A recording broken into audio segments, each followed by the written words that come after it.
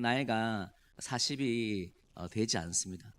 애가 어린데 그 이야기를 들으니까 그 이야기를 듣는 순간에 거의 혼절했다는, 쓰러졌다고 이야기를 들었습니다. 우리가 원하지 않았던 그런 이야기를 듣고 위기가 찾아올 때 여러분은 어떻게 반응합니까? 마음을 지키기가 어려워서 낙심할 때도 있습니다. 이런 상황을 볼 때 피하고 도망치고 싶은 마음이 들 때도 있을 것입니다. 아니면 이것을 적극적으로 극복하기 위해서 스스로 방법을 찾고 열심히 노력하는 사람도 있을 것입니다. 아니면 주위에 나를 도울 사람이 없는가 싶어서 도움을 줄 사람들을 열심히 찾을 수도 있을 것입니다. 인생의 위기가 찾아올 때 살아계신 하나님을 믿는 성도의 신앙의 적극성은 어떤 것일까요? 우리도 피하고 도망가고 스스로 노력해야 되는 그런 존재입니까? 성경은 인생의 위기가 찾아올 때 우리가 만약 우리의 삶을 주관하시고 붙드시고 우리의 삶을 결정하는 분이 하나님인 것을 믿는다면 그분을 찾아야 되고 그분을 만나야 되고 그분을 예배하는 것이 지혜와 능력이라고 말씀하시는 것입니다. 하나님을 믿지 않은 사람은 그때 하나님을 예배하는 것이, 그때 하나님을 찾는 것이, 기도하는 것이 무슨 소용이 있냐고 말할지 모르지만 성경은 하나님이 피할 길을 주시고 그 은혜 중에, 그 소망 중에 우리의 마음을 붙드시기 때문에 최악의 위기 속에서 우리는 그 하나님을 바라볼 때 버티고 견디게 되어지고 현실을 갖다가 우리 생각 속에 가둬두는 것이 아니라 하나님이 주시는 귀한 지혜 가운데 분별하면서 집중하면서 나아갈 방향을 찾을 수 있기 때문에 하나님께 예배하는 것이 지혜라고 말하는 것입니다. 오늘 말씀은 어떤 상황입니까? 우시아라는 왕이 죽고 말았습니다. 우시아 왕은 뛰어난 왕이었고 나라를 건강하게 만들었던, 하나님과 사람을 사랑했던, 전체적으로 좋은 평가를 받는 왕이었는데 이 왕이 죽은 것입니다. 지금의 대통령과 비교할 수 없는 절대적인 위치에 있는 그 왕이 죽을 때 나라는 혼란에 빠질 수밖에 없습니다.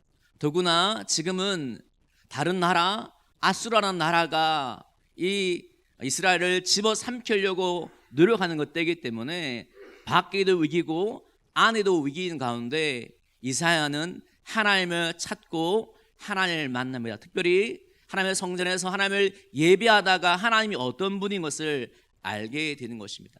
그가 예배하다가 만난 하나님은 어떤 분입니까?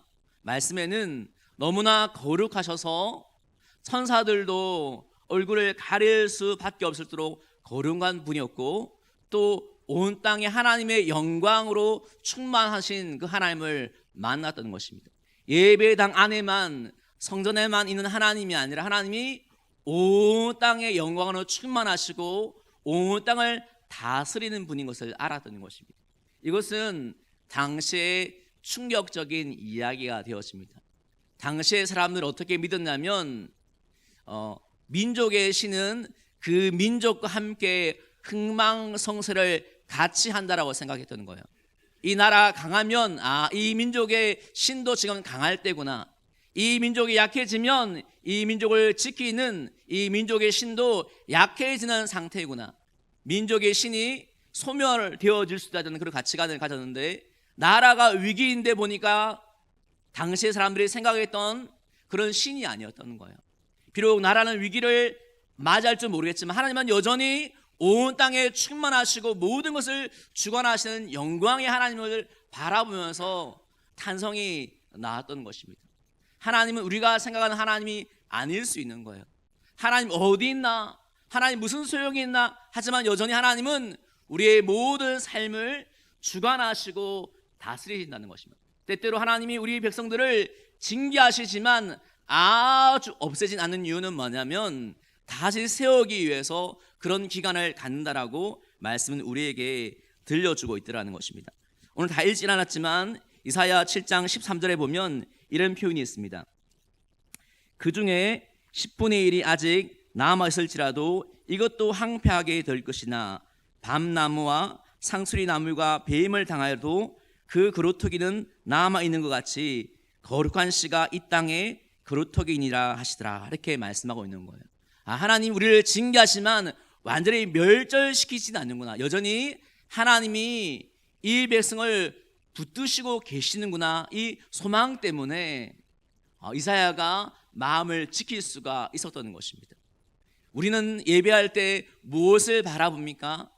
목회자를 바라봅니까? 찬양들을 바라봅니까? 아니면 우리의 문제에 여전히 함몰되어서 그 하나님을 바라보지 못할 때가 많은 것입니까? 원하기는 우리의 문제보다, 우리의 상황보다 크신 그 하나님을 바라봐야 되는 것이다. 믿음의 눈 가운데 기도해야 될 것입니다. 하나님, 사람을 바라보는 것이 아니라, 나의 문제를 바라보는 것이 아니라, 이 예배 드리는 시간 가운데 나의 믿음의 눈을 열어주셔서 여전히 나의 삶을 붙드시고 때때로 징계하시지만 너를 다듬으셔서 소망 가운데 인도하신 하나님을 내가 바라보기 원합니다. 간절히 기도할 때 이 하나님을 만남으로 말미암아 소망 가운데 놀라운 믿음의 여유와 자신감으로 충만할 수 있는 우리 성도의 삶 되기를 주의 이름으로 축복합니다. 이 하나님을 만나게 될 때 또 발견하게 되는 것이 있다고 성경 말씀은 우리에게 들려주는 것입니다. 그것은 뭐냐면 바로 자신의 실존을 발견했다는 것입니다. 때때로 우리는 착각할 때가 많습니다. 나도 좀 괜찮은 사람이지, 일만 하면 괜찮지, 스스로 자기가 진짜 어떤 모습인지 모른 채 자기의 모습에 대해서 그렇게 평가할 때도 있습니다. 아니면 주변의 사람이 당신이 괜찮은 사람이다, 야 당신 같은 사람이 어디 있느냐, 이 말을 들으면 이 말을 듣는 가운데 나도 괜찮은 사람인지 착각할지 모르겠지만 하나님의 거룩함 앞에 섰을 때 이사야의 고백은 나는 괜찮은 사람이다라고 머리를 빳빳이 들 수가 없었던 것입니다. 하루다 망하게 되었다. 자기가 얼마나 죄가 가득한지 자기의 실존을, 자기의 내면과 자기의 생각 속에 선한 것이 없는 것을 발견했던 것입니다. 신약에도 보면 베드로가 예수님의 말씀을 믿고 신뢰해서 그물을 던지고 큰 물고기를 잡을 때 감사하고 기뻐할 수도 있지만 더 중요한 것은 그 가운데 하나님 임재를 느끼고 예수님이 어떤 분이신지 깨닫고 고백하기를 나는 죄인입니다, 나를 떠나소서, 이렇게 고백했다는 것입니다. 하나님 임재 앞에 우리가 정직하게 진실하게 서면 교만할 사람이 없는 것입니다. 자기 연약함을 고백할 수밖에 없고 하나님 앞에 납작 엎드려 줄 수밖에 없는 거예요. 하나님의 긍휼이 아니라면 안 됩니다. 하나님의 은혜만이 나에게 필요합니다라고 고백할 수밖에 없는 것입니다. 자기의 불의함을 깨달았을 때 하나님은 천사를 통해서 숯불로 그의 삶을, 그의 입술을 깨끗하게 해주는 것이죠. 무엇이 우리를 정결하게 깨끗하게 새롭게 할 수 있는 것이 무엇입니까? 우리의 노력과 선행으로는 절대적으로 우리를 깨끗하게 할 수가 없는 것입니다.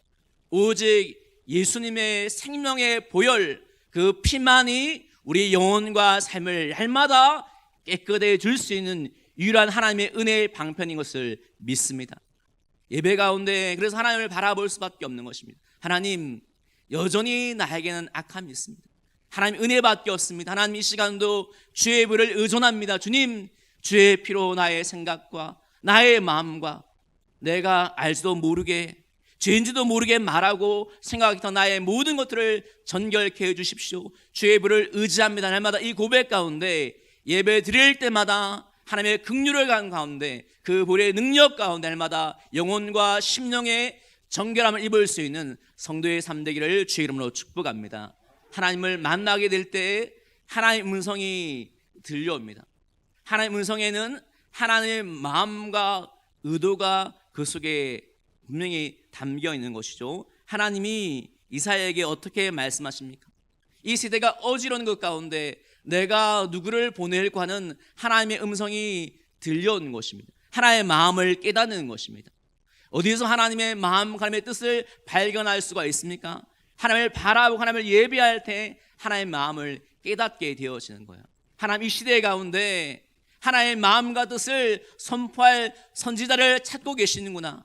하나님의 마음과 뜻 앞에 하나님, 내가 여기 있습니다, 나를 사용해 달라고 하나님 음성 앞에 자신의 삶을 굴복하고 드리는 이사야의 모습을 볼 수가 있습니다. 그는 이제는 하나님을 예배한 이후에 예배한 것으로 끝나는 것이 아니라 삶의 자리에 나아가서 하나님 음성 앞에 반응하며 순종함으로 삶의 예배자요 주님과 동행하는 자로 살아가게 될 것을 우리는 분명히 말씀 가운데 확인할 수가 있는 것입니다. 누가 삶의 예배자가 됩니까? 누가 삶으로 주님과 동행할 수가 있습니까? 바로 하나님을 예배하는 사람, 정직하게 진실하게 하나님 앞에 서는 사람, 그 하나님을 바라보고 자신의 연약함을 깨닫고 하나님 앞에 엎드리는 그 자에게 하나님의 음성이 들려지고 그 사람이 하나님을 예배하는 자로, 사명자로 살아갈 수가 있는 것입니다. 인생에 위기가 많고 민족의 위기가 많을 때 정말 신앙의 삶의 적극성이 어디에 있습니까? 내가 노력하는 것입니까? 내가 앞서는 것입니까? 사람의 방법을 구하는 것입니까? 그것이 필요 없는 것은 아니지만 더 중요한 것은 하나님을 바라보고 하나님 앞에 서는 것이라고 이야기를 하는 것입니다. 원하기는 이사의 예배가 우리의 예배가 되기 원하고, 살아계신 하나님이 여전히 우리의 삶을 붙드신 것을 깨닫기 원하고, 우리가 연약한 것을 알고 처절하게 주님의 십자가를 붙들고 주의 말씀 앞에 반응함을 통해서 삶의 예배자로, 주님과 동행하는 자로, 하나님의 놀라운 뜻들을 이루는 자로 살아갈 수 있는 모든 성도의 삶 되기를 주의 이름으로 축복합니다. 기도하겠습니다.